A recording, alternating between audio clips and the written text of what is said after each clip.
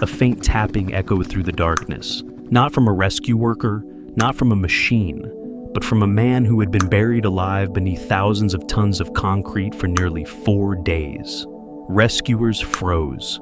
Many believed no one could have survived this long. The smell of gasoline filled the air. Massive slabs of freeway threatened to collapse with every vibration. Time was running out. Then someone shouted, "I hear him!" What happened next became one of the greatest rescue miracles in American history. But the story of Buck Helm's wasn't just about surviving an earthquake. It became a story of hope, determination, and a heartbreaking ending that almost no one saw coming. Before we begin, if you enjoy true survival stories, real-life disasters, and unbelievable rescues, hit that subscribe button and join the Amuse Me Facts for more documentaries based on incredible true events. Now, let's go back to October 17th, 1989. It was supposed to be an ordinary Tuesday in the San Francisco Bay Area. Rush hour traffic had already begun filling highways as thousands of commuters headed home. Baseball fans across America were preparing for one of the biggest sporting events of the year. The 1989 World Series between the San Francisco Giants and the Oakland Athletics was only minutes away. Television crews were already broadcasting live. No one knew those cameras would soon capture one of America's worst natural disasters.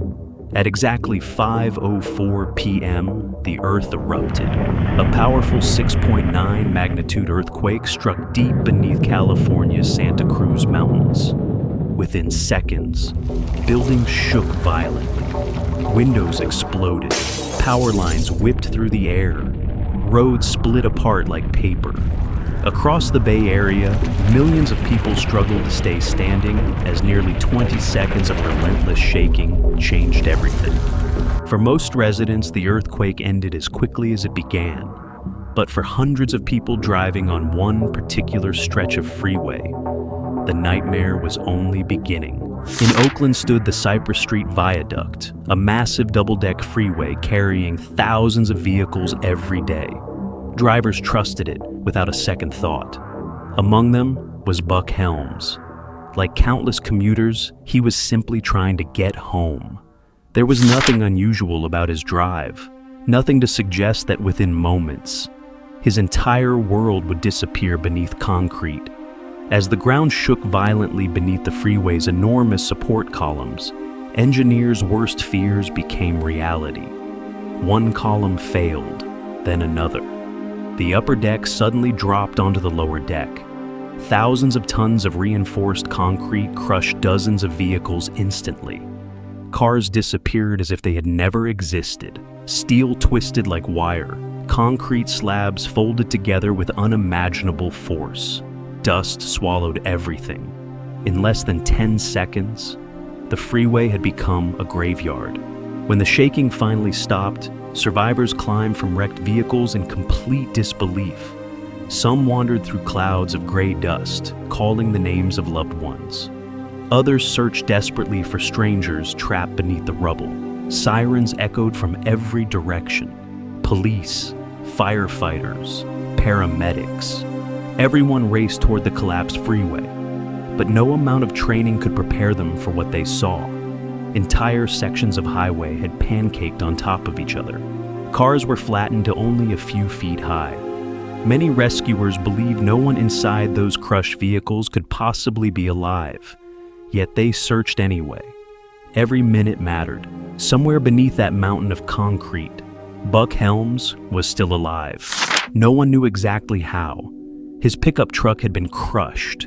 Concrete surrounded him from every direction. Steel beams pinned him in place. He couldn't stand. He couldn't crawl. He couldn't even fully move his arms. Yet somehow, a tiny pocket of space remained around his body. Just enough to breathe, just enough to stay alive.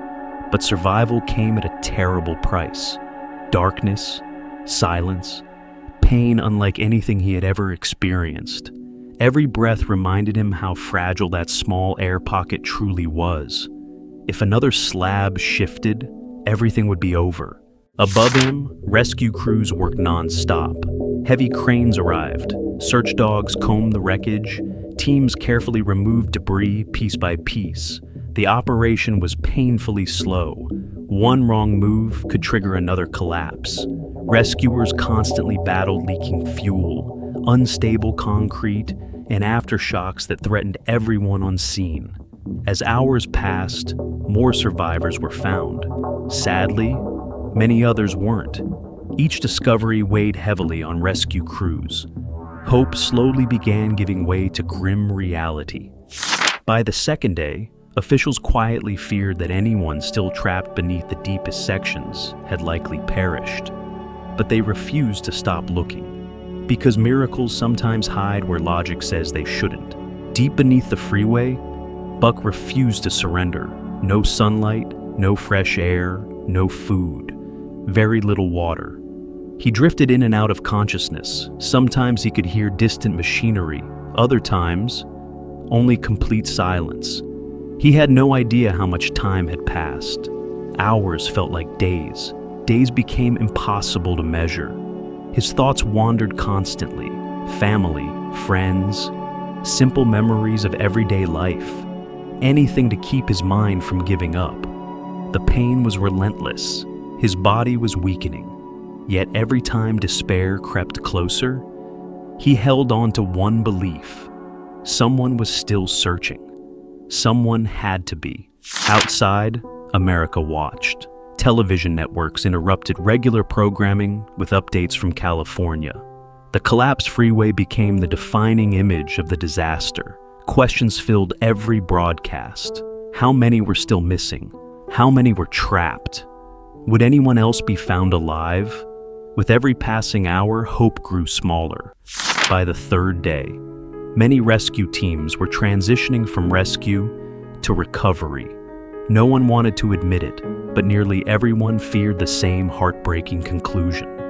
Then, late into the operation, a rescuer paused. He thought he heard something, not machinery, not shifting concrete, a sound. So faint, it could easily have been imagined. He signaled for everyone nearby to stop. Engines shut down, voices disappeared. The entire rescue site fell silent. Everyone listened, and from somewhere beneath thousands of tons of collapsed freeway, there it was again. A weak, almost impossible tap. The entire rescue site stood frozen. No engines, no jackhammers, no shouted commands, only silence. Then, another tap. This time, there was no doubt. Someone was alive. After nearly 90 hours trapped beneath the collapsed Cypress Street Viaduct, rescuers had found a survivor everyone believed was gone forever. The man beneath the concrete was Buck Helm, and what followed would become one of the most extraordinary rescue operations in American history. The challenge wasn't simply reaching him, it was keeping him alive long enough to get him out. Buck wasn't buried beneath loose rubble. He was pinned inside a tiny pocket created by massive slabs of reinforced concrete, each weighing several tons. One careless movement, one wrong cut, one vibration in the wrong place could bring the entire structure crashing down. The rescue instantly became a race against time. Structural engineers studied every crack in the concrete. Firefighters squeezed into spaces barely large enough for a single person. Medical personnel prepared for the possibility that Buck's injuries could become fatal the moment he was freed. Yet no one was willing to give up now. Not after hearing those taps. Rescuers spoke to Buck through the narrow opening. Their voices echoed through the darkness. "Hang in there. We're coming." For the first time in almost 4 days, Buck wasn't alone. Those simple words became his lifeline. He answered as best he could, exhausted but alert. Every response gave rescuers renewed confidence that he still had the strength to fight. They carefully passed him water through a small tube. It wasn't much, but after nearly 4 days trapped underground, it was enough to keep hope alive. Around them, television cameras captured every development. The nation watched breathlessly. America had spent days mourning unimaginable loss after the earthquake. Now, millions were praying for one miracle. The operation moved inch by inch. Rescuers couldn't simply pull Buck free. Steel bars trapped parts of his body. Concrete pressed against his truck from every direction. Heavy equipment could remove only the largest slabs. Everything else had to be done by hand. For hours, firefighters crawled beneath unstable concrete using cutting torches, hydraulic tools, and incredible patience. Each piece removed revealed another obstacle, another beam, another slab, another dangerous shift in the structure. Several times, engineers ordered everyone to stop when they detected movement overhead. Every pause felt endless. Buck waited quietly beneath them, knowing his survival depended entirely on strangers risking their own lives. Then came the moment everyone had been working toward. After nearly 4 days, there was finally enough space. Rescuers carefully reached inside the crushed pickup truck. They secured Buck's body. Slowly, painfully, they eased him through the narrow opening. As daylight touched his face for the first time in almost 90 hours, cheers erupted across the rescue site. Firefighters embraced. Police officers wiped away tears. Medical crews rushed Buck onto a waiting stretcher. Television reporters struggled to describe what they had just witnessed. Against every prediction, against every statistic, Buck Helms had survived. The images spread across America within minutes. Newspapers called it a miracle. Even George H.W. Bush publicly celebrated Buck's rescue as a symbol of hope during one of California's darkest moments. For a nation shaken by tragedy, Buck represented something bigger than survival. He reminded millions that hope could still exist beneath overwhelming devastation. His rescue became one of the defining moments of the 1989 Loma Prieta earthquake. But what the cameras didn't show was the battle that still lay ahead. Buck's body had endured almost 4 days without freedom of movement. His injuries were severe. Doctors worked around the clock to stabilize him. Broken bones, internal trauma, the effects of prolonged compression. Every hour mattered, yet Buck kept fighting. Friends, family, and complete strangers flooded hospitals with well wishes. Letters arrived from across the country. People who had never met Buck celebrated him as a hero, not because he had performed an extraordinary act, but because he had refused to let hope die. His determination inspired rescue workers, earthquake survivors, and countless others facing impossible circumstances. For a brief moment, it seemed the story had the ending everyone wanted, but life can be painfully unpredictable. Only weeks after surviving one of the most incredible rescues in American history, Buck's condition suddenly worsened. Complications from his injuries overwhelmed his body. Despite everything doctors could do, Buck Helms passed away. He was just 49 years old. The news shocked the nation. How could a man who survived nearly 4 days beneath thousands of tons of concrete, who overcame impossible odds, who had become a symbol of hope, be taken away so soon afterward? It was a heartbreaking reminder that survival doesn't always end the moment someone is rescued. Sometimes, the hardest battle begins afterward. Even so, Buck's story didn't end with tragedy. His survival transformed emergency response training across the United States. Rescuers studied every decision made beneath the Cypress Freeway. Engineers re-examined bridge and freeway designs throughout California. The earthquake itself prompted sweeping changes to seismic safety standards, helping make future structures stronger and more resilient. The miracle beneath the freeway became more than a rescue. It became a lesson that would help save lives for generations to come. And the firefighters who crawled into that unstable mountain of concrete, many later admitted they had nearly lost hope before hearing those faint taps. Had they stopped listening? Had they assumed no one could still be alive? History would have been very different. Buck Helms never sought fame. He was an ordinary man driving home after work. Yet, in the darkest hours following one of America's worst earthquakes, his story reminded the world of something extraordinary. Hope doesn't always shout. Sometimes, it arrives as a faint tap beneath mountains of concrete, a sound so quiet it could easily be ignored.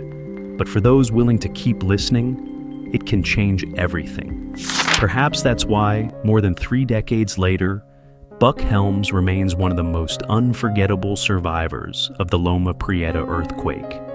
Not because he defied death, but because his courage and the determination of the rescuers who refused to quit proved that miracles often happen when hope seems completely lost.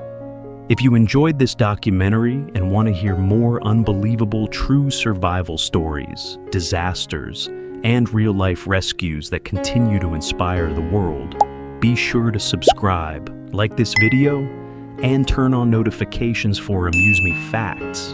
And tell us in the comments, what would have been going through your mind after spending nearly 90 hours trapped beneath a collapsed freeway?